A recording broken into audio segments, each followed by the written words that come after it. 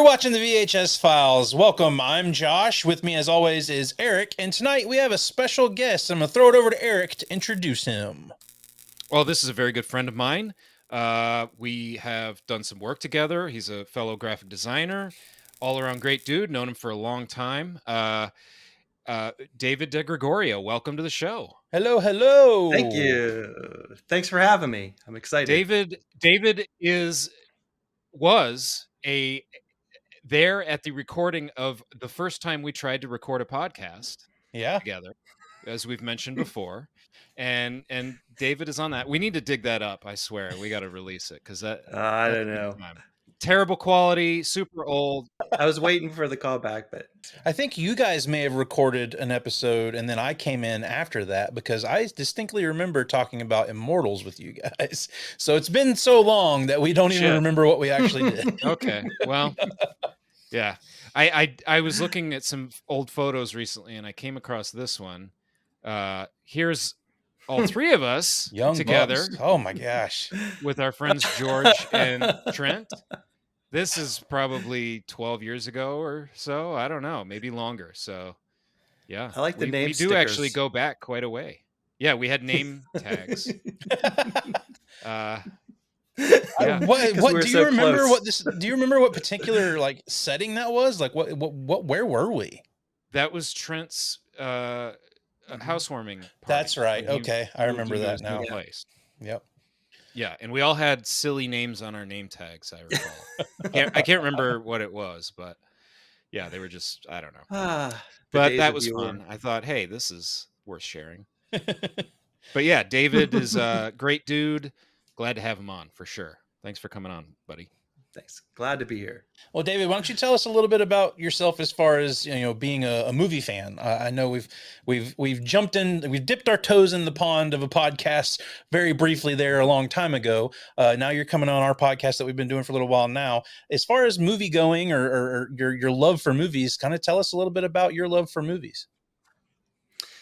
Well, my love for movies is primarily focused on fantasy and sci-fi movies. Some monsters. I always tell my wife, if it doesn't have an alien or a robot in it, then I don't really want to watch it, typically.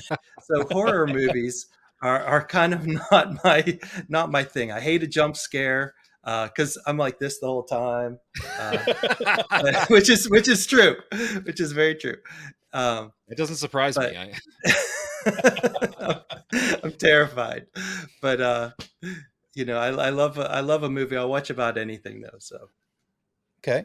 And what's your gauge on David Cronenberg movies? Is the name familiar to you, or have you seen many of David Cronenberg's films, or are you kind of coming into watching this one a little new to the game? Well, so growing up, a friend of mine actually his family owned a VHS video store. They had two of them. Oh, nice. And so I was invited over his house all the time to watch whatever they would happen to bring home. Uh-huh. And I believe that I saw Scanners whenever I was young. And I remember hearing about Videodrome, but I don't think I ever saw it.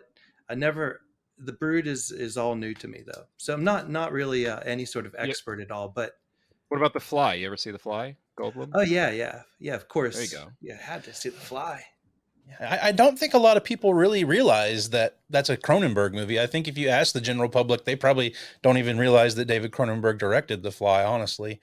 I feel like to the general people, The Fly is almost bigger than Cronenberg. Yeah. They know The Fly, but they don't know him, kind of a thing. I think The Fly is more of a vehicle for Goldblum and when Goldblum was coming up in the ranks in the 80s and whatnot. Mm-hmm. But that movie definitely has a reputation for being, crazy body horror, sci-fi stuff. And that's really what, David Cronenberg's most well known for. So Eric and I were discussing what we wanted to bring David on to talk about. And we were like, should we just blow his mind and make him watch a Cronenberg movie? And so we just watch something weird and gross. I like weird and gross, really. So. It kind of takes me back to, I may have told this story on the podcast before, but there's a David Cronenberg movie called Naked Lunch. And if you're just dipping your toe into the David Cronenberg movies, that's not the one you want to start with. And I've heard of it, but I've never seen that. Yeah, it's based on a novel, and you own it though, because I do own it. I hooked you up with that one. Own it, haven't seen it. But yeah, that was really my first. I mean, I had seen The Fly when I was a kid, but again, like I wasn't like aware that it was a David Cronenberg quote unquote movie. I just knew it as a Jeff Goldblum movie that was gross, And a friend of ours brought Naked Lunch over and was like, "We're gonna watch this movie tonight," and we watched that movie and just sat there with our jaws on the floor, like, what are you making us watch right now? And I'm anxious to know if David felt that way going into The Brood, which we're talking about tonight. I can hold off until we get more into it if you want. But The Brood came out in 1979. This would be the fourth feature film of David Cronenberg's. We've already talked his first film on the show, Shivers. We did that a few months ago. And after that, he would go on to do Rabid, a movie about race cars called Fast Company. Eric sporting his Rabid t-shirt, well, as he should be on this episode. And then he graced us with The Brood in 1979, and it got some favoritive reviews when this one came out. A lot of people hailed it as his best film up to that point. So I'm anxious to hear what we thought of it going into it. This will not be a first-time watch for me. However, it's probably the first time I've really paid attention to this movie. The first time I saw it, I was probably just like, what the hell's going on here? But this time, going into it, I being on a podcast and having to do the research for it, got a lot more out of it this time. Same. So, and you catch the themes, you catch all that stuff you weren't really paying attention to the first time around. So, David, you may want to give this another watch after we talk about it. You may see something else in it that you didn't see the first time around. But this was originally released as Chromosome 3 in France, and then the producers decided they didn't like that name. They changed it for the US release to The Brood. And this is something of a movie. Again, this is one of those for Cronenberg, if you're just dipping your toe in. This is kind of a weird one to start with, but again, I'm anxious to hear David's thoughts and how it falls in Eric's rankings for Cronenberg moving forward. But this movie came out in 1979, so we're going to throw it over to Eric. He's going to take us back in time and let us know what was going on back then.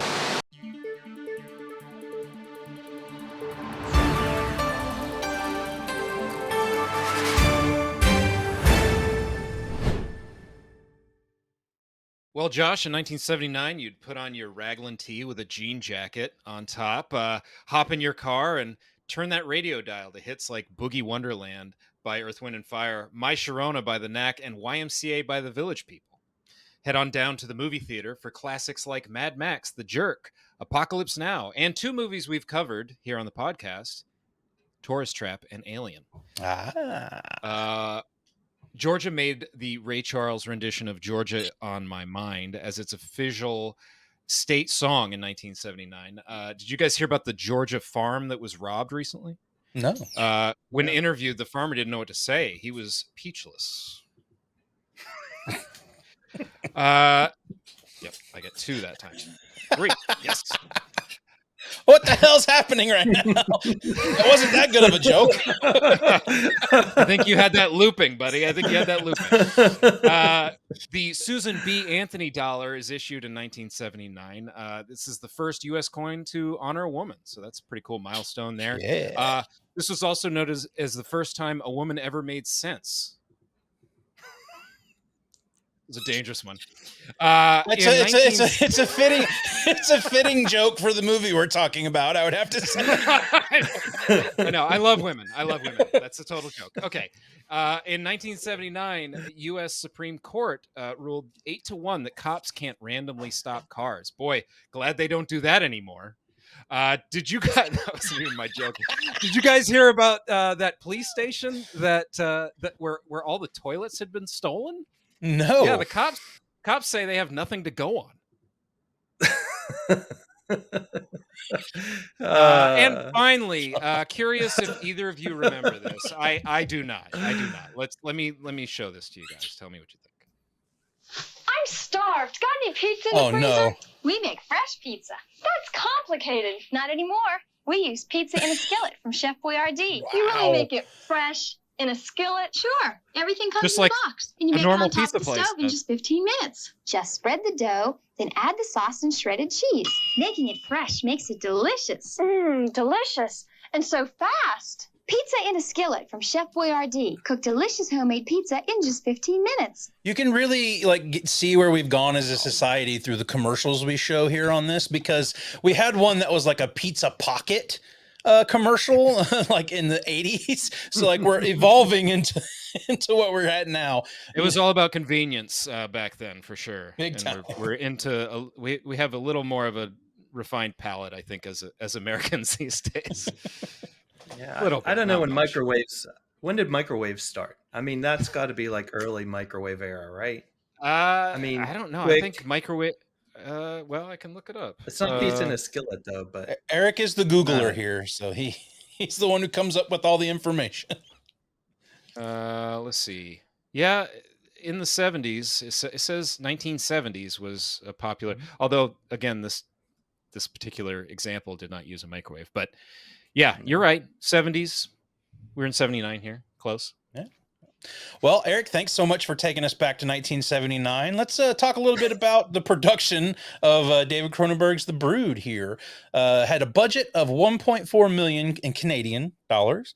Ended up doing 5 million Canadian. So it was considered a success for David Cronenberg at the time.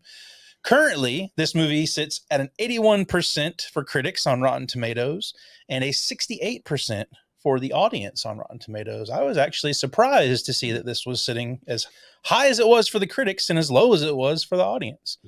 Uncultured swine.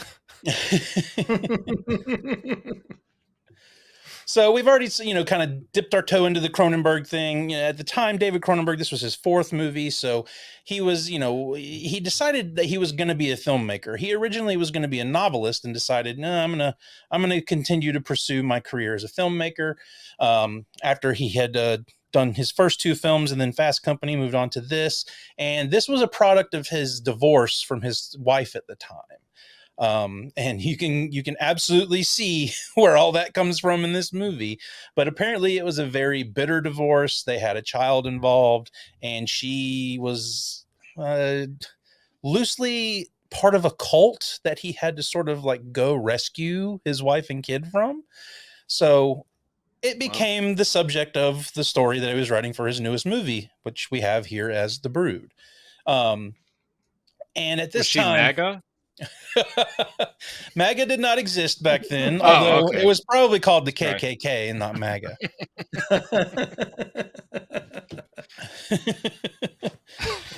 Anyway, current events are out the window right now, Eric. Cease and desist incoming from the ex-wife of David Cronenberg. I don't know anything about this woman. So, but he was starting to make a name for himself in Hollywood and whatnot. And he was still a Canadian filmmaker, hadn't really kind of crossed over into the American scene just yet. But he was already starting to make a name for himself. Rick Baker, the effects artist, who's been, he's been the subject of a lot of the movies we've talked about and provided the effects work for a lot of the movies we've talked about on the show. He said, he pretty much considers Cronenberg like the thinking man's horror director. And, they kind of, David Cronenberg has this persona of like, if you're going to watch one of my movies, you're going to need to watch it again after you watch it the first time, or you're going to need to pay real close attention the first time you watch it, because, they called him the professor of horror movies. Like, he seems like he's just this like science professor that has a love to make horror movies. And I can kind of see that. I mean, if you've ever seen pictures of David Cronenberg, he's got the glasses. He looks like a nerdy professor kind of guy. And so going into this, I have a lot of information from the cast and the crew from this movie talking about how professional he was at the time. And, we wouldn't get what we know as the bigger Cronenberg movies until after this, but he was already starting to become something of a name that people were mentioning. I remember they were talking about being in the studio doing some work for the film, and Joe Dante was helping like do cuts of the film, and John Carpenter was around, like, talking about how he heard about this new filmmaker, David Cronenberg. So it was just around that time where all these filmmakers that we love and have talked about on this show were just sort of like starting to come up in Hollywood, and we're starting to get movies from them. I think Joe Dante directed or edited the trailer. I think so. Yeah. Yeah. And so, I mean, David, as far as Cronenberg goes, I mean, I know we've talked about, you know, how you don't really know a ton of his stuff. Are you familiar with Joe Dante's work or John Carpenter? Fans of those movies? Or John Carpenter for sure. Joe Dante, not so much. But at least not by name. I'm not a famous person that remembers names, so which makes it hard to be like a movie fan person. No, I'm the same way. Ask Josh. I can't remember shit. You know, Joe Dante did Gremlins most notably. Oh, well then, yeah, of course I saw Gremlins. Yeah, anything in the 80s. I mean, that's when I grew up. So late 70s, early 80s, you know, this stuff was, you know, kind of coming up whenever I was young. So I might not have been allowed to see an R-rated Brood back then, but yeah, I doubt you would have been interested in it either. Yeah, we've talked at length on our show about how I was not really like kept away from rated R movies and stuff like this when I was a kid. So I was watching weird ass movies like this when I was 9 and 10 years old. My mom didn't care what I watched. So I vividly remember watching The Fly for the first time around the time it came out. So not a very restrictive household as far as movies go in my house. There's the results. All the mass behind you. Those are the results of that. We see who influenced me in life. One thing I did want to point out about this is the first time that Cronenberg has worked with Howard Shore doing the score for this movie, which honestly I think is one of the highlights of this movie. This movie starts with the score, and Howard Shore would go on to work with Cronenberg throughout his career, all the way up to his most recent film, Crimes of the Future. So it was a start of a partnership with them. I don't think he's done all of Cronenberg's movies, but the majority of them. And also did the score for Seven, Lord of the Rings, The Departed. I mean, the list is a mile long. So, and this was actually Howard Shore's first movie score too. This was the first score he ever did. So, oh wow, that's wild. But oh yeah. I mean, there are certain points in the movie where it has, you know, the score stings hit with what's happening in the film where I'm like, oh damn, like it all works really well. It was the start of a good partnership, I think. You mentioned the beginning, and I love in the beginning where it starts with just like intense music. Yeah.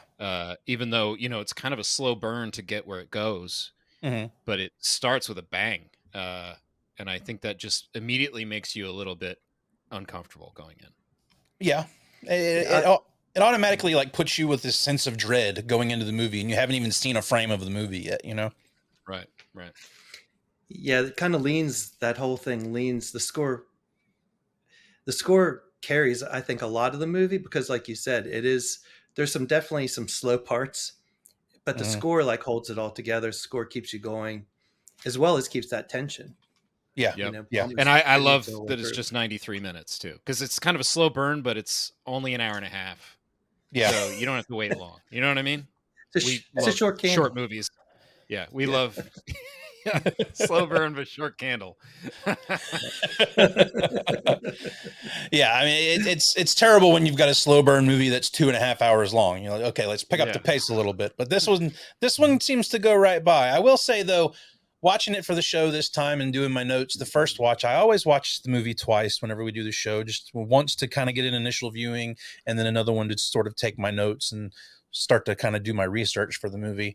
And the first watch going into it this time around, I was super bored with it going into it this time. Wasn't really catching on to the themes. Just kind of was watching it as almost a throwaway movie. Like before I watched it the second time to do my research, I had a little bit of a different opinion of The Brood, and watching it the second time kind of changed my opinion a little bit. So Eric, this time around, I know you said you'd watched it one time before. How was your watch this time around? Did you get anything else out of it, or is it still? Well, you mentioned, you know, your first watch being sort of not picking up on everything. I feel like this movie is a little hard to follow. And after that first, getting into my second watch, I feel like I understood what was going on a lot more this time. My first watch, I was a little confused, like who the parents were. I was a little confused, like everyone's relationship to each other. It's not like super clearly established. And, I just feel like, you meet the grandmother and you're like, okay, that's her mom, and you kind of trying to put it together a little bit. It's not super clear. They kind of go quickly. It's a series of like conversations.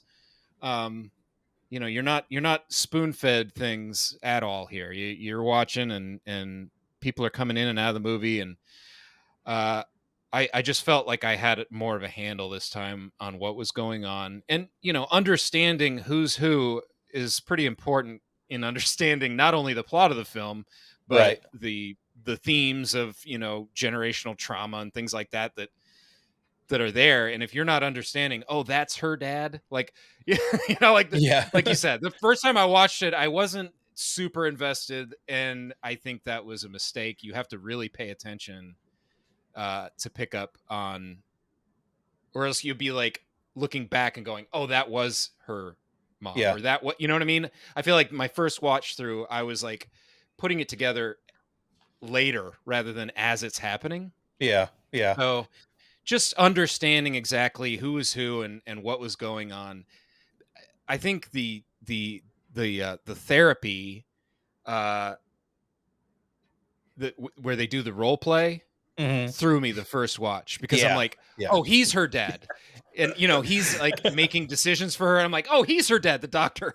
Like, no, he's playing her dad.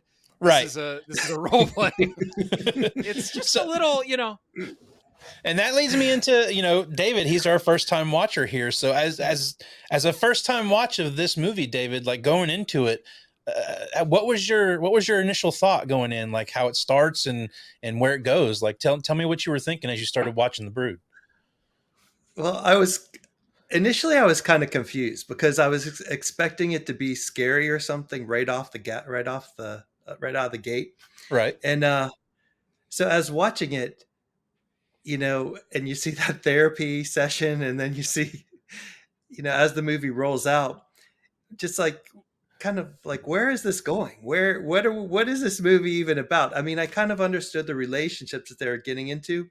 I didn't get the first time I did watch it a couple times, and I didn't get that in that therapy session that dude's sores were developing on stage. Right. Like as part of the what's it called? The psychoplasmic. Yeah.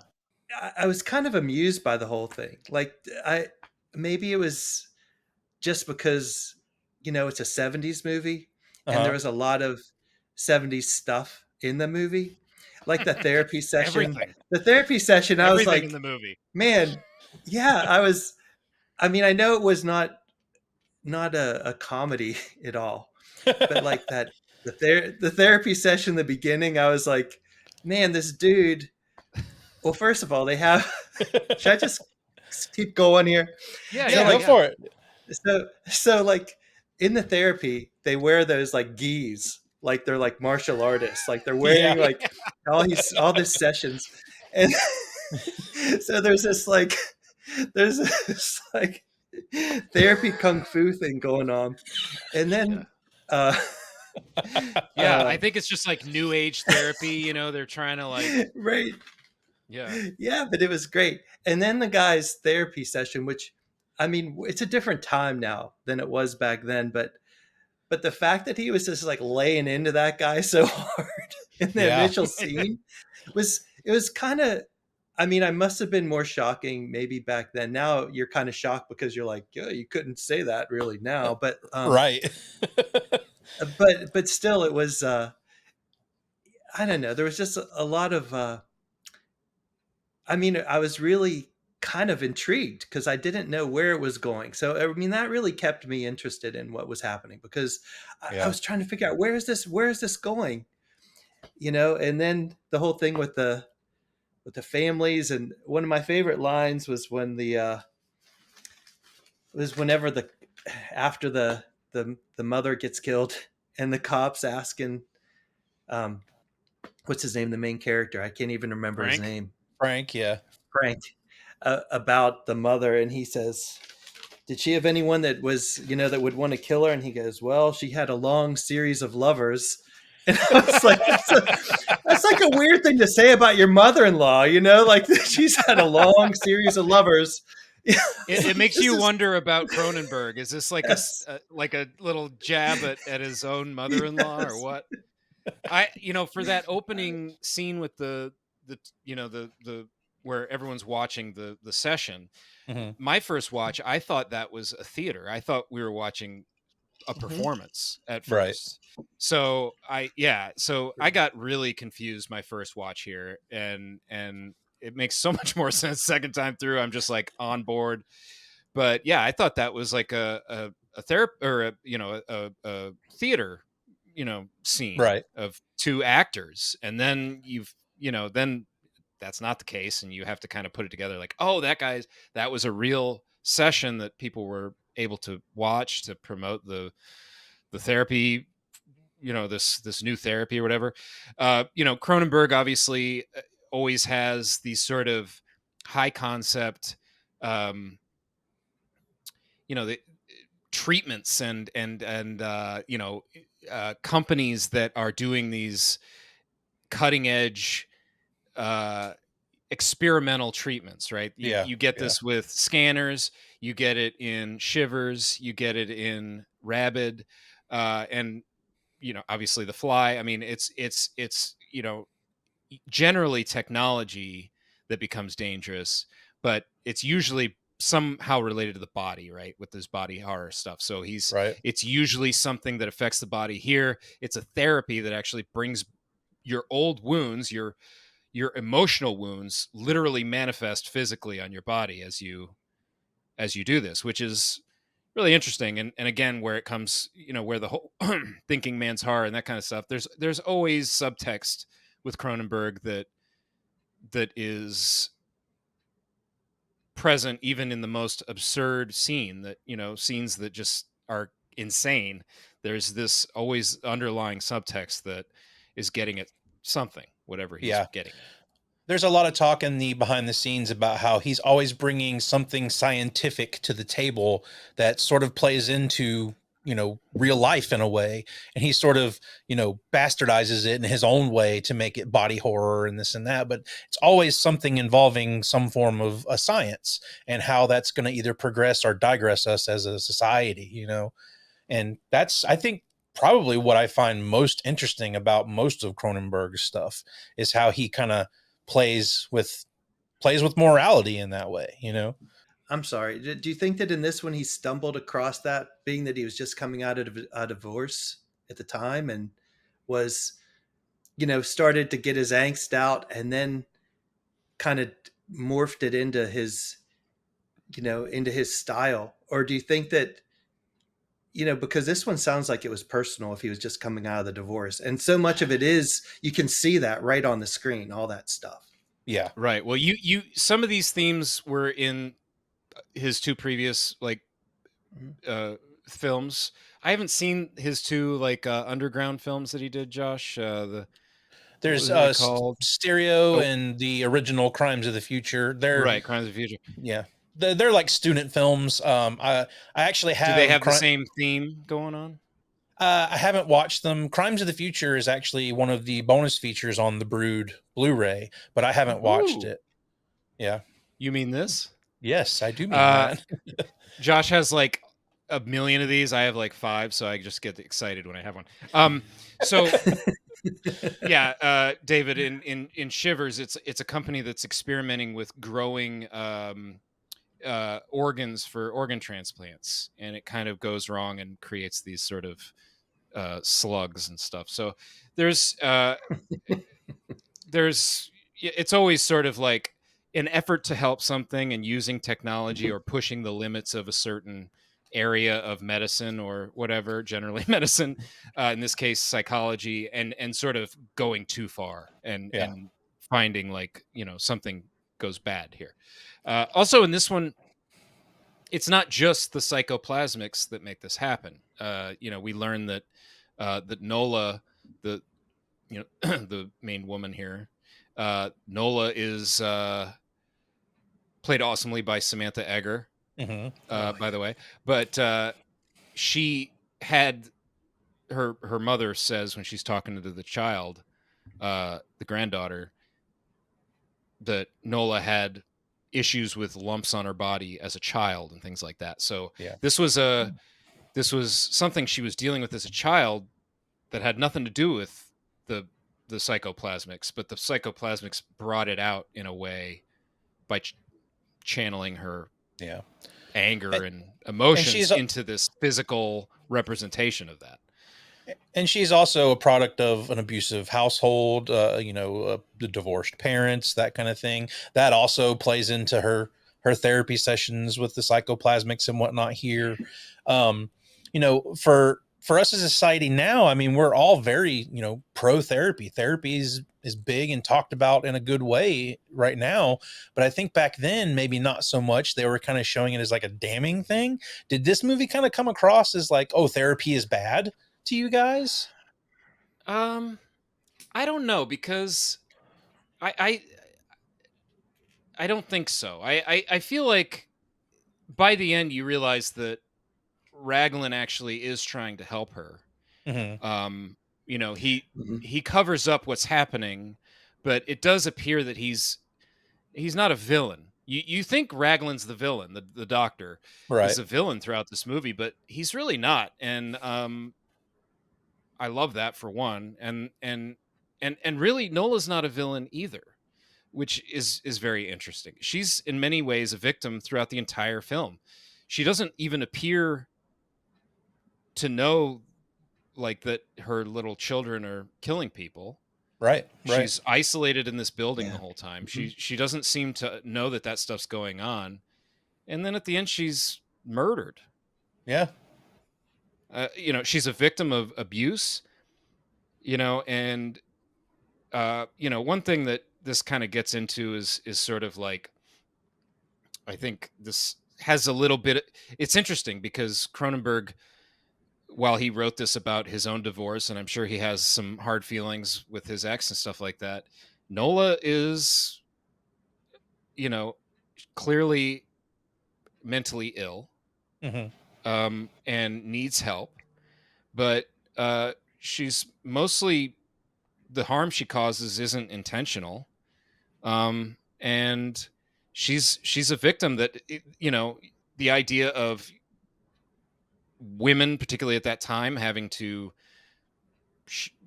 like you said with the therapy thing, like you have to keep your mouth shut. It's not like nowadays where Me Too and all that. I mean, you gotta repress your anger. You gotta repress your sexuality. You gotta she's got all this stuff bottled up, and it manifests itself in a negative way. But ultimately, she's a victim. And really we don't see why they had the falling out and how she got to the hospital. It's not really explained, but by all accounts, she doesn't do anything super villainous except for thinking, if I can't have my daughter, no one can. That kind of triggers that whole thing. But I think it's kind of not totally demonizing Nola here. Yeah, I think it's more or less demonizing the process that they're putting her through. And that's why I say, does it seem like it's sort of anti-therapy? But, because essentially she's... I disagree. Well, I mean, essentially she's working through her trauma, and her working through her trauma is causing these bad things to happen. So to me, it sort of looked like it could have been, or it couldn't have been a bad thing. It's kind of mucky the way they portray it here. By the end, I'm blaming all this on her abusive mother. And this gets into sort of like the generational trauma thing. Like, it'd be interesting to know what her mother's life was like. We don't really get to know that, but we know that she abuses her, and that abuse gets handed down to the next generation. Candace, the little girl, also has bumps on her at the end, so that's handed down as well. It's funny that the two people, to me, that are the worst people in this movie are the two people that are killed by the little munchkins, the little evil munchkins. Oh, yeah. The dad and the mom. And that's sort of what jumps everything off, is this sort of realization that, when Candy is with her mother at this retreat, she comes back to her father and she's got these bruises and bites all over her. So he's like, what's happening here? And, okay, well, I've got a question for you, Josh and David. Where did those bruises come from? Did they come from Nola in that visit, or did they come from Grandma? Grandma's the abusive one. Well, even the little Munchkin kids are not until the very end, but they protect Candace. Mm-hmm. They're not aggressive towards Candace at all. Well, there's actually a line that I believe the doctor says to Frank later, that she started having a session and was getting upset, and the Brood attacked Candy, and that's how she got the bites and the bruises. She never actually sees the grandmother until Frank takes her there. Like, because the grandmother even says, "Oh, thank you so much for letting her see me. Her mother would never let her see me." And why is that? Exactly. And that's what I like.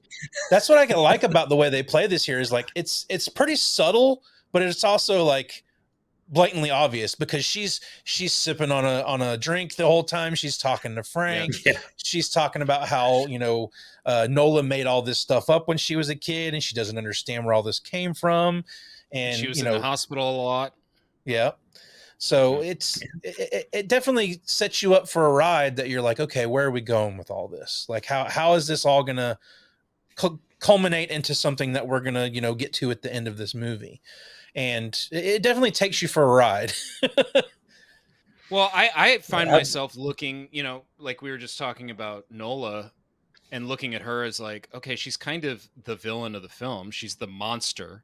Mm-hmm. Also, I think that's also intentional, like sort of making this sort of woman's body a horrific thing. Yeah. Obviously he puts everything that would be on the inside on the outside, and she's got weird growths all over and stuff. But I think he kind of does that on purpose, like demonize the woman. Right. Right. But I mean, so, I kind of look at her a little differently this time around. And then also I mean, what about Frank? Like, Frank seems like the protagonist hero of this film, but I mean, not everything he does is super smart. He doesn't seem to know what's going on. How could he, right? He's late all the time for school. Yeah, I don't know. Is he like, I mean, Nola had an absentee father, right? That her drunk dad that wasn't around to help her when mom was beating her, that kind of stuff. Is Frank really around a lot? Well, I think the thing with her father was, he was around, but he turned a blind eye to what was happening. Right. Mm-hmm. So she, he was, that's why we get that scene with him in the house later, where he's just sort of like losing it, because he says, I should have been there to protect you. I should have done this, should have done that. And that's where all of this kind of stems from, is he wasn't there to protect her. One thing I find kind of funny when he's at the house is they've got this chalk line at the bottom of the stairs, and it's like, nobody died. Why would that be there? No, that was Grandma's house. That was the Grandma's house with the murder house. Oh, okay. Remember, he said he had a key. Yep. Okay. I think. But my notes on that were really cool Cubist chalk line. It was like this beautiful Cubist chalk line. It was the 70s. The Cubist Keith Haring chalk line there. I was like, that's really cool. But no, you bring up a good point too, Eric. Like, that was the other thing about this movie is, some people call it misogynistic, like how it's making out the woman to be the villain of the movie. And I think there's a whole lot more there than that. I mean, obviously Cronenberg was trying to work through some things. He was going through a divorce. He probably didn't think too highly of his wife at the time. So it comes across as, this sort of He-Man woman haters sort of movie, but I don't think that's it at all. I think he was really just trying to work through the grief of what was happening to him at the time. And, he did it in his way. Yeah, I think there's enough there that it's not just overtly some evil bitch. Right. This is a layered, complex, thing. There's no mustache twirling, villain in this movie necessarily, except for Grandma. Well, yeah, Grandma definitely seems like she's got things to hide. Grandma deserved it. Hashtag Grandma deserved it. To get beaten by an Oompa Loompa with a meat tenderizer. Yes. Yeah. Hell yeah. Hey, I was just going to say, I love the direction of that scene when they're coming to get her. And I love I feel like this is a Cronenberg thing, but the milk and the orange juice mixed together spilling on the floor. I was going to bring that up too, man. It looks like pus or something on the ground.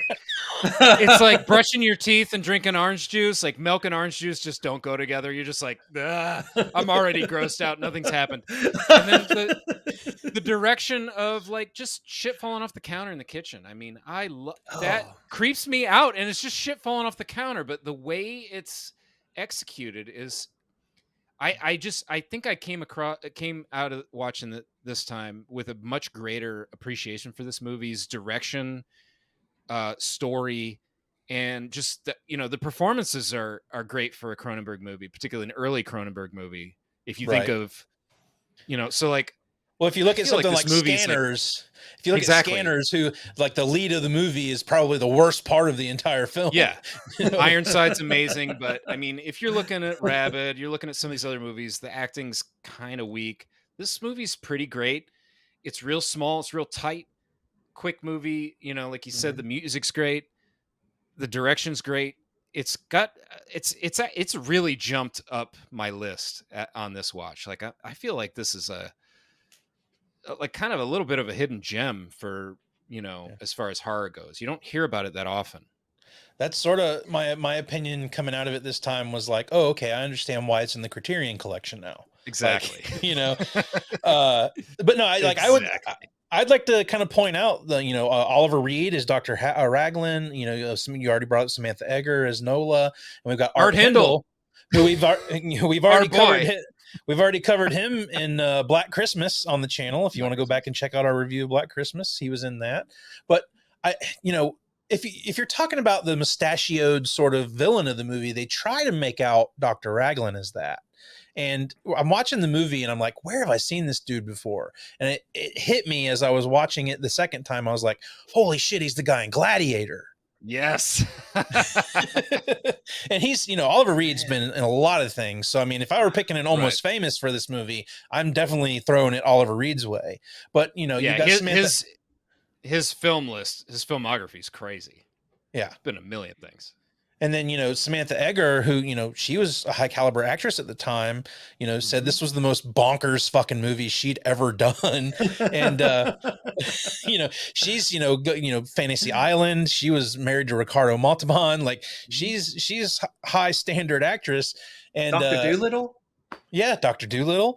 And, what I find most great about her in the behind the scenes is she's talking about how Cronenberg was great. He knew exactly what he wanted out of the movie. But when it came to the birthing scene at the end of the film, it was her recommending to Cronenberg that she licks the afterbirth off of the baby and everything. That all came from her. And I was like, oh.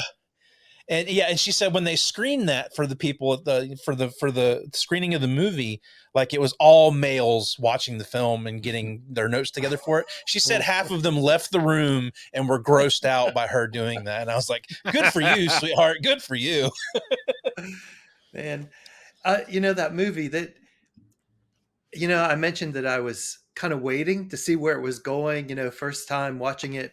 And when the movie hits, it hits hard. Like when they finally reveal those little Oompa Loompa things, they're very disturbing in their little snowsuits and stuff. And the best scene, like Eric said, in that kitchen, that nanosecond shot of that one perched up on the cabinets was so scary to me because, that's like the scariest place you'd want to see anybody perched up on your cabinet in your kitchen.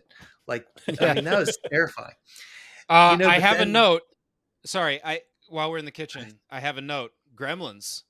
Yeah. Mom in the kitchen. I couldn't help but think of it. Yeah. Yeah. And what I really like is the shots of just like the brood's hands, like going for the mallet or going for the snow globes or whatever later in the movie. Like you don't get that reveal until later. I also love how all these children in the movie are masqueraded with all these snowsuits and whatnot on, and so are the brood children. So you're kind of like, you're going into this sort of like, is this a child's play sort of scenario? Is it a kid doing all of this? Like, I do like how they dressed that up. I thought they were great. I thought that was a great reveal, because whenever I watched it, and I saw that the first little thing beat up the grandma, I was like, oh, that was the mom. That was the mom, like, because she might have been a small woman. It was hard to tell her size. I was like, that could have been the mom beating up the grandma. At first, I didn't know what was happening, not until they actually show that one weird one just die on the ground. And then you're like, oh, shit, here we go. What do you guys think of the autopsy, huh? I love that. I'm like, oh shit, it just died. Yeah, it's shocking, because you're like, oh, it's attacking somebody one minute, it's dying the next. But there's also like the little subtleties in that there, like the guy doing the autopsy explains to them like, oh, they don't see in color, they're only black and white. And it's like, that's kind of where this is a black and white scenario. There's no gray area for her. Like it all leads into her, like her psyche and how she's thinking about what all these situations are. And it's revealed that there's no navel, there's no belly button, it wasn't birthed like a normal human being.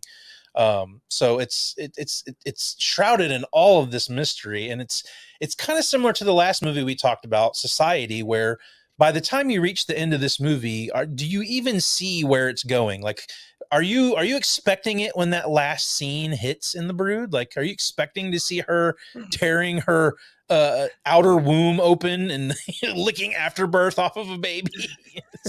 No. Like, I was literally like, whoa. What I love about it is its simplicity.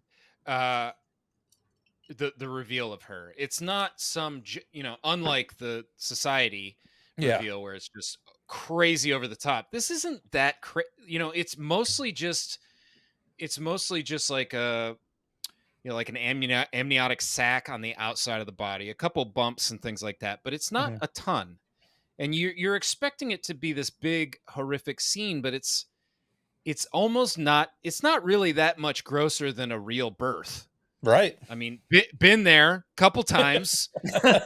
David, I don't know about you, but I mean, like it's not that far off. Yes, it's, but if you've seen the afterbirth, you've seen babies being born, it's not that different, really. It's just like outside instead of inside, that kind of thing.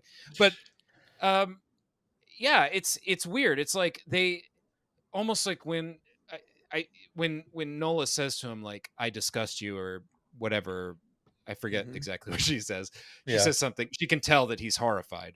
And I feel like that's something like a woman feels. Like that's Cronenberg tapping into something that isn't critical of women, isn't misogynistic. It's a woman's body that is constantly being judged pro or con, what they go through in childbirth, what it does to them. Like, I think that's an example of Cronenberg maybe being smarter than the critics and saying like, no, I'm showing what this woman is going through. Right. And it's in his own batshit crazy way, but I don't totally get that it's just bashing women here. I feel bad for her, and I feel bad for what she's gone through, and yes, she's mentally ill, but she's not totally meaning to do what she's doing. These are her emotions that have been repressed and held down for too long, and now they're manifesting themselves poorly. And that's what happens with real life, with generational trauma, right? Like some guy is abused as a kid, he grows up and he abuses his kids. Or, somebody who has been beaten down by their parents emotionally, even not even physically, end up exploding and doing something horrific in real life, a crime, a murder, or whatever, it's, I think it's more about that than saying anything negative about women, frankly. Yeah. Yeah, I never got the impression that it was, an anti-woman movie at all, or even anti-therapy. I thought that the therapist just was a little too intrigued, and went a little too far, and then realized he went a little too far. But yeah, you're right. It's kind of a lose-lose situation. No, it's really kind of a sad movie, really. Thanks, yeah. Eric. Sad. Yeah. Well, Frank is left at the end of all this with, he just killed his wife. I don't think he wanted to have to do that, and then also I'm kind of like, well, he doesn't totally know that. I mean, he knows his daughter's in danger, but for all he knows, she's, I don't know. I think he like loses his temper and kind of kills her a little bit. Like, well, I mean, you not got to just think like about hero this. action. You've got to think about the scenario he's in too. Like his child just witnessed a murder and is now missing. And his only lead to that is what he knows is going on at this place. So, yeah, I think, that's the thing. Like, I don't think Frank is made out to be a bad husband or anything in this. Like they even say it in the movie, like he's trying to be the protective father. If you saw if you saw these bruises on your daughter, you would be doing the same thing. And, they kind of, related to all that. And that's why, it's kind of a jarring when you see that Raglan is also like, oh, okay, I realized I've opened Pandora's box here. I need to shut this down. I really like the scene where Frank finally confronts him at the barn or whatever that place is where they've got the brood. He confronts him and he's like, hey, listen, I realize I screwed up here and we've got to do something about it. You got to do it my way or it's not going to work. I like that conversation they have when they're trying to get her to realize, what she's doing is hurting people and potentially going to hurt her daughter. But, that's the only thing that kind of gets me about Nola in that ending scene is she's like, I would rather kill Candy than have you take her away from me. And I'm like, that's where you kind of lose me a little bit. But to me, that's a mentally ill person saying something irrational. Yeah. And unfortunately, her rational emotions aren't always rational. You might say that in an argument. You don't necessarily mean it, but your brood think you do because they see in black and white. So they don't know. True. Don't know they don't know you're overreacting. They just know how you feel. They feel kill Candace, but that's not really what she wants. She's just losing her absolute shit. Yeah. So that's what I mean. It's layered. And yeah, like you say, you can look at every character here, except for the parents. I mean, a little with the dad. I guess you see with the dad, he's got some regrets and things like that. But yeah, big time. Our three mains, right? The doctor and the husband and wife, they are all pretty dynamic and they're not perfect. None of them are perfect. And none of them are villains either. Like it's an interesting scenario. Yeah. And, I wanted to bring up because, David found some of this funny in the beginning with the geese and all that stuff. Like some of the production value of this kind of can seem a little funny, especially now. But, Cronenberg's gone on record saying he thinks this is the first movie he's ever made where, there was no comedy here. He was not trying to inject any sort of comedy in this movie. He said this is probably the closest thing to a traditional horror movie he's ever made. And, I agree. It's pretty simple. Time. Like it's complicated, but it's simple. Like I feel like the dialogue is delivered in a complicated way where, but ultimately it's if you like boil down everything, it's pretty straightforward. What makes it the most confusing the first time you watch it, I think, is all of the stuff with Dr. Raglan and the thing in the beginning where he's calling him daddy, daddy. Like that's jarring. And it's sort of like, what are we watching right now? And then you get the same thing with Nola in her sessions with Dr. Raglan. She's calling him daddy. And, you kind of have to figure out for yourself that this is the sort of therapy that he has developed with these people to try and work through their trauma. And, I like when later on, when when we find out Mike has had to leave the facility and he goes to the other guy who's starting the lawsuit against Raglan, he's talking about how she's the only one that's ever been able to actually like do something. She was the one who was born to prove that psychoplasmics is the ultimate therapeutic device. But I don't even think Raglan realized like where exactly this was going to go. I don't think Mike knows anything either.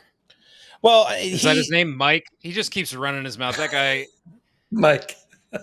What's his name? Oh no, is that Michael? Michael. They call him Michelle in the beginning, but it's Michael. I call him Mike. Michelle. His friends call him Mike. It makes me think of other, and I'm going to be bad about this, but there's other movies where you get a little.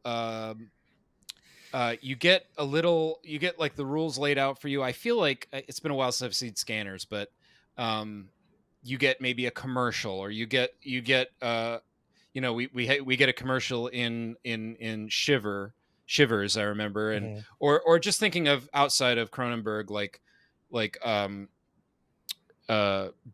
Night of Living Dead or something like that, where you get like a radio or a news station that lays out something. And I almost feel like this would have been easier, and I wouldn't have minded if it was 95 minutes instead of 93.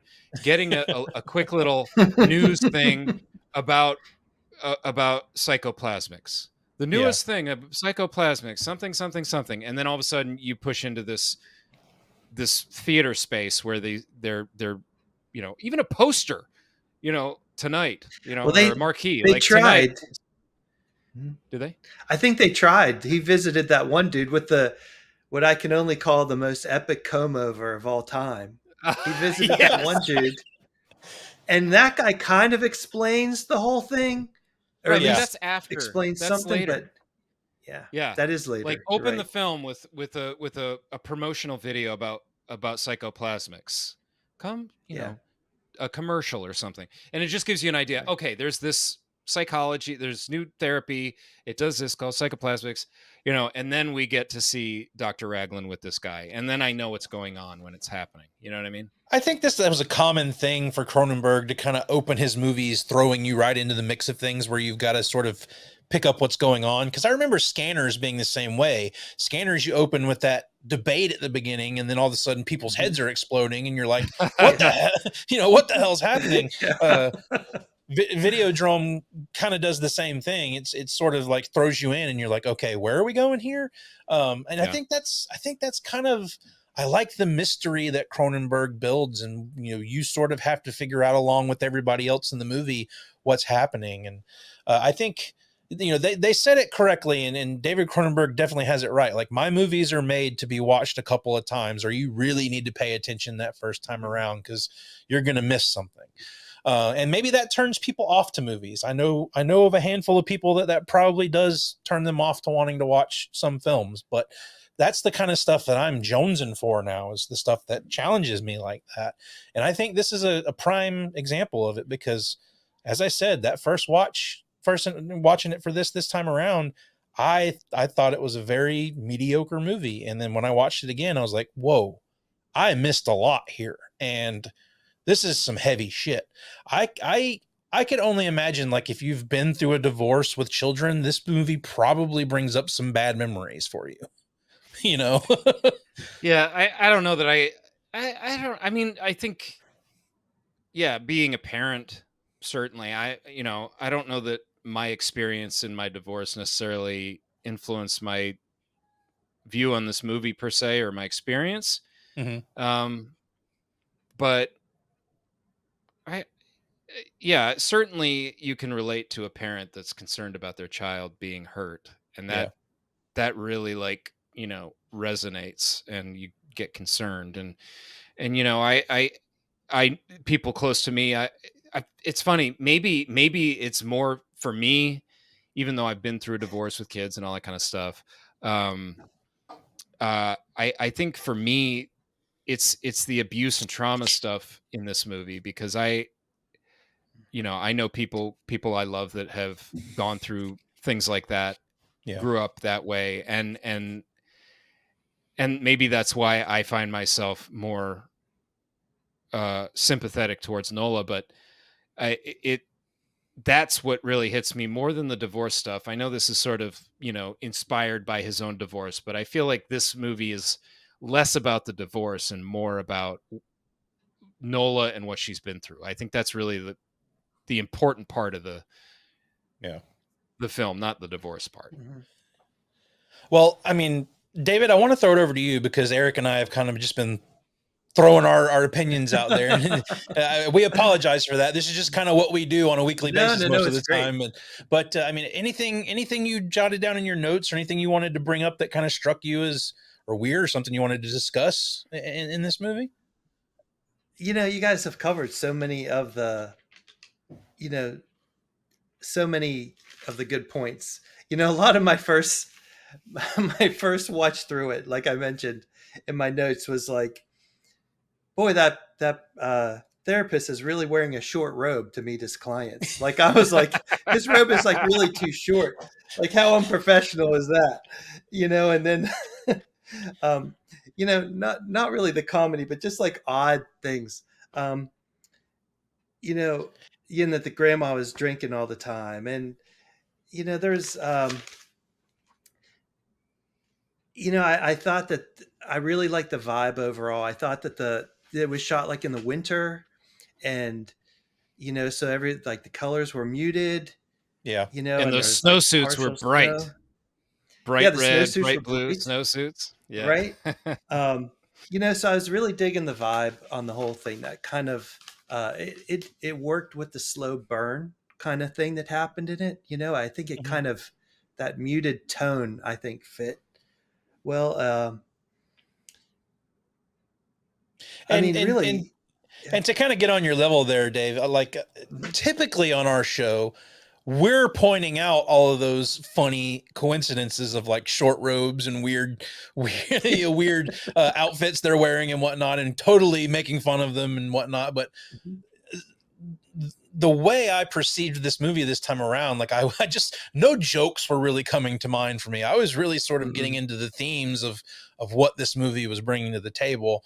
And I had a hard time sort of like pinpointing, like, if I were going to make fun of something in this movie, what the hell would it be? Like Comb over, which the guy's comb over was amazing.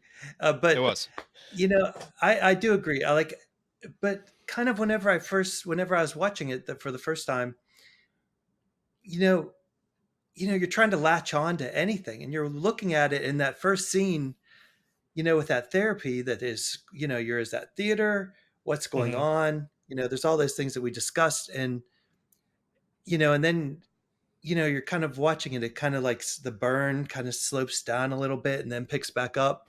Yeah.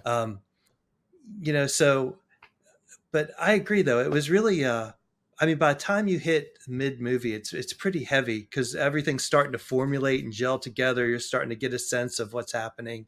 And there is that sense of tragedy. You start to pick up on that, with all you can't help but pick up on that as far as like, the abuses and the kind of suffering that the characters are all going through, really, so. Poor Candace, it's not really like it's a comedy, but like at the beginning of it, I was like, what the hell's going on here? What is this movie even about? Here, right, I'll show my one. I'm going to demonstrate my one prop that I brought with me. If you guys don't mind. Put on your Frank Carveth coat. One of my, I was like, boy, there sure is a lot of this kind of jacket in the movie, This was actually my dad's jacket. This is my dad's jacket from that time period. But I was like, damn, everyone's wearing those jackets. Like, I know I kept on like spotting them out because you need to wear that when it gets cold outside. You need to wear that if it ever gets cold again. If it ever gets cold. Yeah, we should note that David is in a Florida climate, so there's no need for that jacket in that climate. Ever, never, ever. Is there a need? Yeah, that's a very Art Hindle jacket. And of course, in he's got a good jacket. He wears like a fur in Black Christmas, right? Yeah, that dude's like the king of jackets. He's a coat man. I like a coat. Yeah, man. I what else was? Oh, I thought it was weird that you saw a newspaper. They reported front page of the newspaper showing a picture of one of these creatures. Yeah. Usually in movies, like the police keep this stuff up, hush hush, but they're like, come on in, press, click, click. That leads me to one Take of a my picture of notes. this creature we just found. That leads me to something that I notated in this movie is like in most of these movies we watch, the police are idiots or the people that are involved are idiots and like pick up bloody instruments that they shouldn't pick up and then they get blamed for a murder. I kind of like that the police are involved in this from the get-go. They don't think that the husband is doing this or the daughter is doing this, and then they actually see one of the dead brood and do this autopsy on it. So like the police are a part of all of this shit that's unfolding. So you never have that sort of like, oh, who's involved with what here, but I kind of thought that was refreshing. Yeah, there is one stupid police thing where they said something like, we didn't think to look for something that small or something. Because the creature stayed in the house. That's how they killed they never found the creature. Yeah. That's how they killed the dad, because they never left or something.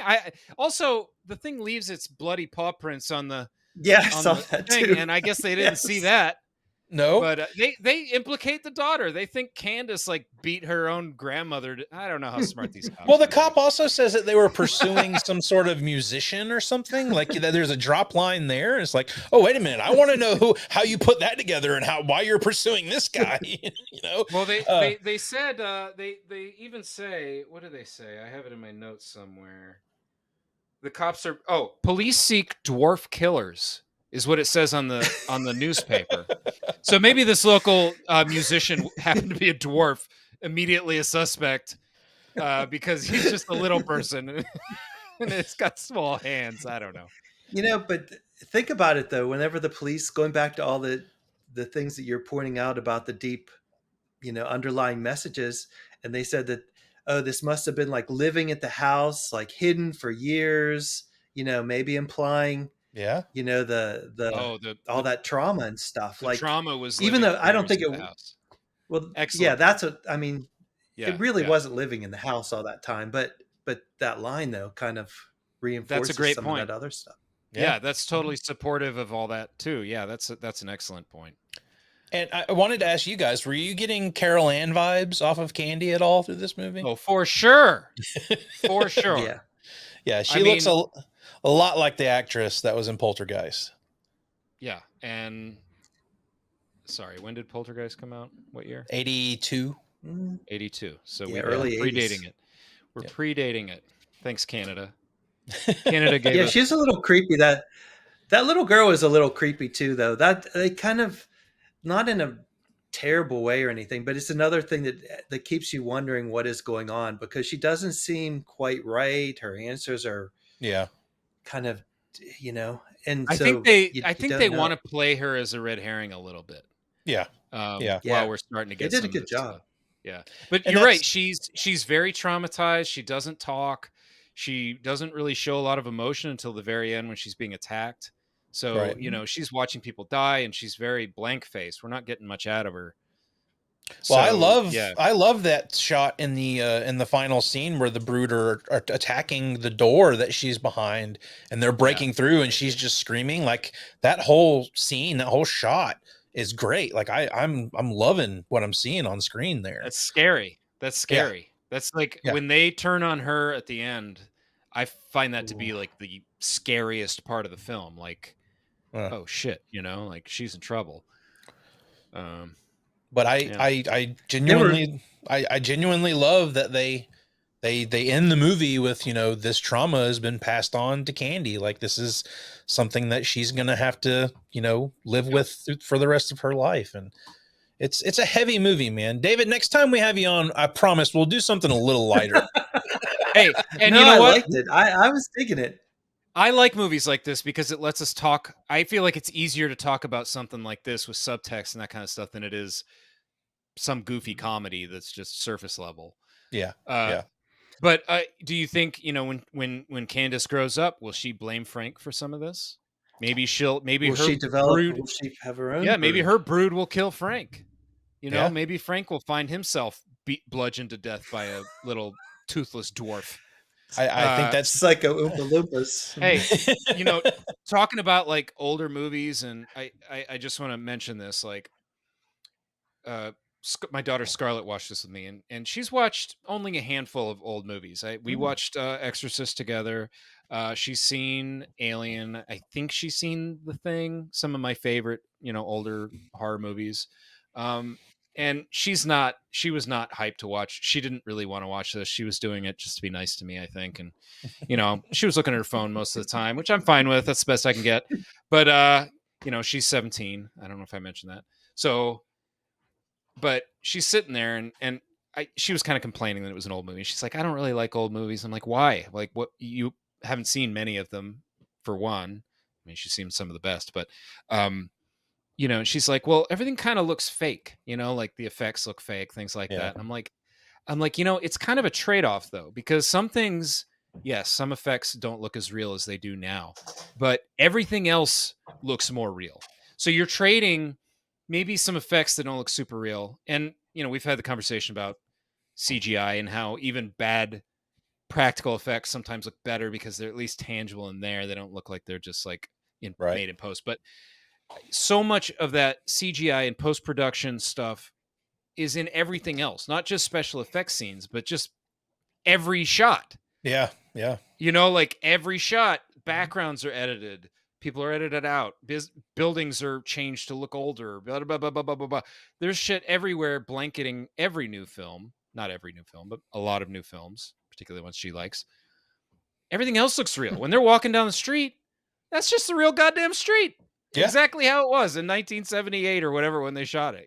Many times, particularly in the 70s, shots from the street of any city are just not actors, not extras, nothing, just guerrilla shots of real people. Like, I mean, French Connection, you have literally a car chase through a regular city, like not even a closed set. I mean, this shit is, you can't see shit like this anymore.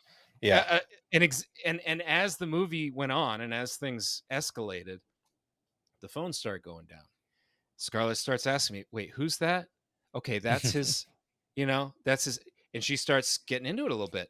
Yeah. And she won't admit it. But, as we're going, I mean, after we watched the movie, I was like, boy, you're not going to see a movie where two little like creatures with cleft palates kill a teacher in front of a bunch of kindergartners, which is a crazy scene, man. That scene's fucking that was a crazy scene. I mean, like, it's like, oh shit, like all the kids are there, teacher's dead, you're like, whoa, like, yeah, imagine the trauma the trauma all these kids are gonna have. Man, I was so happy when that one little kid ran out, like yelling for help. I was like, finally, like someone like that's what you'd really do. Like, so. Yeah. I mean, you just, it's a bygone era. It won't happen again. These films exist. Yeah. And, when I watch them, and I didn't like older movies when I was younger either. So I don't think anybody did. I didn't. I mean, I'm only now starting to get my appreciation for these older movies, Yeah. And I just, anytime we get into the 70s or, I'm just, that's all the stuff I love. I just love being there. I love, particularly, I've mentioned it in the show before, but, when we're in the city somewhere, like, I guess this is like, the Toronto Police Department, or a certain Toronto Police Department is in this movie that isn't there anymore. It moved and that building's gone, or I don't know. But it's just it's just a peek into the past, Yeah. I'm definitely nostalgic and long for a time before the internet and cell phones and the speed of this world that we're in now, and we're all kind of the last generation that knows both worlds, Yeah. You guys are a little older than me, but I was still there a little bit. And it's just I love shit like that. And really, just honestly, I'm not gonna lie, like weird, screwy shit, like a teacher getting killed, and like that's whack, and it's not something you'd see nowadays for good reason in many cases. But it's funny now, it's like it's impactful. Like, damn. And it's really funny that we decided to watch this and talk about it, because I also just recently watched Possession for the first time with Sam Neill. And that's another movie that kind of deals with a couple's relationship deteriorating, and it is bonkers. Like, you think this movie is insane? Yeah. Possession is nuts, dude. Like, that's I'm one actually, that would. I actually just started that one, but I haven't finished it yet. I'm probably about 2/3 the way through, and that one I feel like is less approachable than this movie. Yeah. It's like it's one of those. It's more of a challenge, I think, to understand, to get into. It's weird. That's why I didn't finish it. I stopped, and I need to go back and finish it. But no, you're right. And I love just being in any city in Europe and in all these old movies. And I've been watching, Josh and I have been watching a lot of Fulci movies and some other like giallo stuff recently, like Italy in the 60s. Hell yeah. Like, let's walk around Italy in the 60s. I am there. Like, oh, we're in the countryside of Italy now. That's awesome. Like, I just love like seeing the world through the lens of these filmmakers in the 70s and the 60s and stuff like that. It's very cool. And I'm more or less the aspect of like, we talk now about how weird and bizarre like these A24 movies are that are coming out, and like how you've got to think about the themes and whatnot. It's like, no, we've been doing movies like this since the 60s and 70s. It's just they weren't received well because they were so crazy. Like, and that's why it's crazy that I'm discovering Possession is out there, and I'm like, that movie is just as insane as any other A24 movie that's coming out right now. This one's along the same lines. Like, this one has those crazy underlying themes to it, and is just like, these are the movies that inspired those that are getting all of this buzz now. So it's like, that's the appreciation that I have, is like, oh no, these are the movies that inspired these movies that I'm loving now. So I've got to go back and get that stuff. Yeah. When we watched Society and even this one, I think of Men a lot. Like, that feels like a spiritual Cronenberg film. You know what I mean? Like, definitely a Cronenberg influenced film. Unfortunately, the CGI is a hindrance in that movie for me, but that's the age we live in. Catch up. That's another. We all again. Do. David, if you thought this one was bizarre, that one's pretty fucking bizarre, my friend. Well, it's interesting because I think that, like what you're saying with the technology from the 70s, where there wasn't all the CGI and all that stuff. So, I mean, it's easier for people to wrap their heads around some of the stuff that has a lot of CGI or a lot of special effects. And you're like, oh, that's some sort of, psychological, thing. But usually it's wrapped around with a lot of this exterior of technology stuff. That's, man-made. Whereas these other ones, like, like The Brood, so much of it's in their heads. And so that makes it, you have to think a little more, to get there. Yep. Right. For sure. And it's like Psycho, where less is more, that kind of stuff, where you don't get a ton here. You get that big reveal. Essentially, you get a few kills. It's not like it's a bloodbath kind of movie. But the moments it gets violent, and that's kind of a Cronenberg thing, is, the times it does get gory and weird, it gets really weird and really gross. And you're just like, fuck yeah. I mean, for a Cronenberg movie, I think this one really reins in the body horror and the gross stuff. It's pretty grounded. I mean, particularly considering the two that came before it that were, essentially both zombie films of a sort, and, outbreak kind of stuff. And it's so funny. You've got these two crazy zombie body horror movies, and then he does Fast Company, which is a movie about race cars. Have you seen that one? No. I have not. It's if you're used to watching Cronenberg for what he normally does, that movie is really going to shock you, because it does not feel like a David Cronenberg movie at all. It just is like a generic movie about racing. Movie. Yeah. So that might be a fun one to tackle and kind of look at that perspective of it at some point in the future. But anything else you guys have got to say about The Brood before we wrap it up? I love the shot of the kids walking down the street. The Brood. Oh yeah. And the cops drive right by because it just looks like three kids walking. Yep. That's just an down amazing a country scene. road. Another thing of the time period is like, oh, it's normal to see 3 kids just walking down the road. I mean, that's the way kids just walk out of the school. I mean, I guess Yeah. they don't know that there's been a murder at the school. You might want to check on these kids, but yeah, that was good. I do want to say the reveal of the like liphomic like growth that the guy has on his neck kind of struck me a little bit. I was like, oh, whoa, like that's your first real like sort of glimpse at like any sort of start of body horror in this, and it kind of comes from out of nowhere, but you're sort of thinking like, why is this guy got this towel wrapped around his neck? Is there something? Oh, yep, there's something weird there. You know? Yeah.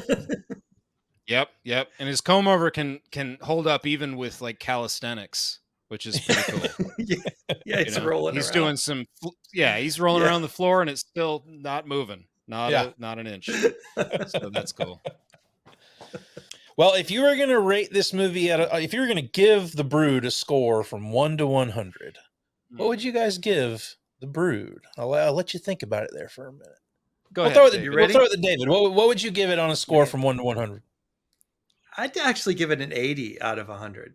I think it was solid. I think, you know, a little more so after we discussed this and everything, you know, I probably even want to go back and watch it again, but you know, I think it was solid all the way through. I mean, the thing is, it was solid all the way through. There's not much wasted energy in this movie. I don't think, you know, and I think when he hits it, you know, I think it was good. Yeah. Right on, David. Right. I'm glad you liked it. Yeah. I was that's a 4 out of 5 stars, David. That's, yeah, and I was a little concerned, like having someone coming in watching this movie and talking about it. I was wondering where that score was going to fall. So, Eric, what about you? Damn, I'm pretty close to David. I don't want to give the same number, but I just, you know, I was kind of wavering between like 70 and 80, and you know, David, I'm going to go with you. I'm going to go 80. I'm just going to mirror David right down the line. 80. I mean, okay. I feel the same way. I love that we're able to talk about it, and like I had my own thoughts, but like the things you guys added only made me kind of more intrigued by the movie. So I'm going to give it a solid 80. No, I'm going to give it an 81. I'm just going to up. He's going to up the ante a little bit. All right. Nice. Well, I actually had mine already written on my board, ready to give my score. And again, us having our conversation about it made me go, this movie's higher than that. So I initially wrote down 70. After our conversation, I'm going 76 on this one. That's my number. All right. Just a little under. I liked it the most. I'm the best. I don't know. Well, I feel like a Price is Right on you. It was your pick, so. Yeah, it's true. Well, let us know in the comments below what you guys think of David Cronenberg's The Brood. We'd love to talk with you in the comments below about it. If you like this video, please make sure you hit the like button, hit the subscribe button if you like our channel. And until we see you next time, David, thank you so much for coming on and talking about The Brood with us. We'll definitely have you back again, maybe for something a little happier next time around. I can't wait. We'll watch like Passion of the Christ or something. Yeah. It's a nice feel-good family movie. Yeah. Well, until next time, be kind. You guys say rewind. Rewind. There you go. Perfect. Right on time. We should have told David that's the thing, but oh well. It's okay. Clearly, David does not watch this show. All right.